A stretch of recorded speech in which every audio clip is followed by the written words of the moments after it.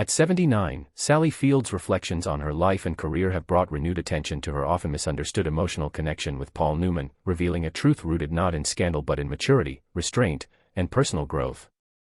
Field entered Hollywood at a young age and spent years struggling to be taken seriously after early television success, while Newman, already an established legend by the time their paths crossed in the late 1970s, represented everything she admired about integrity, discipline, and artistic purpose.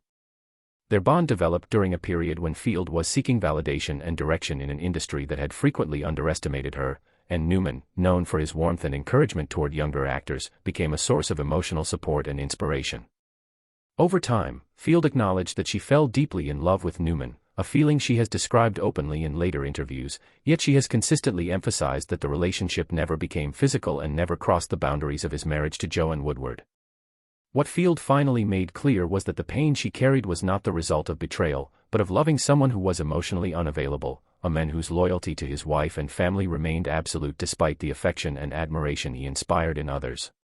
Newman, according to Field, treated her with kindness and respect, but maintained a clear moral line that she now views as one of his most admirable qualities rather than a source of resentment. At the time, however, the imbalance left a lasting emotional mark, as Field was navigating unresolved trauma from earlier experiences and seeking affirmation from figures who embodied authority and stability.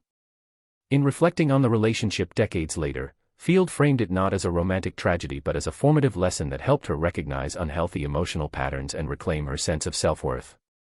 She has spoken candidly about how the experience forced her to confront the dangers of idealizing unavailable men and relying on external approval to fill internal wounds.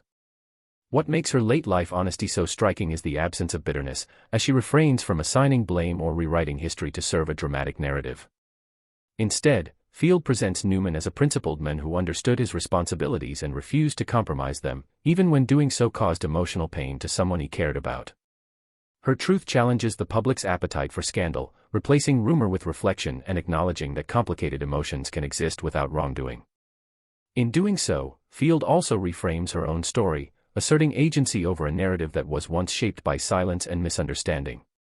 She credits the experience with strengthening her emotional resilience and influencing her later personal and professional choices, allowing her to approach relationships with clearer boundaries and greater self-awareness.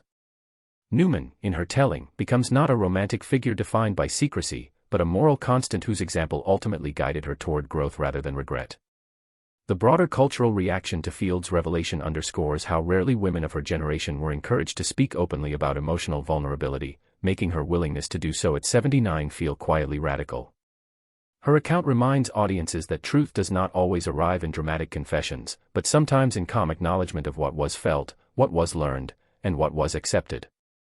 By finally telling the truth about Paul Newman, Sally Field offers a narrative defined not by gossip or exposure, but by clarity, dignity, and the long view of a life examined honestly.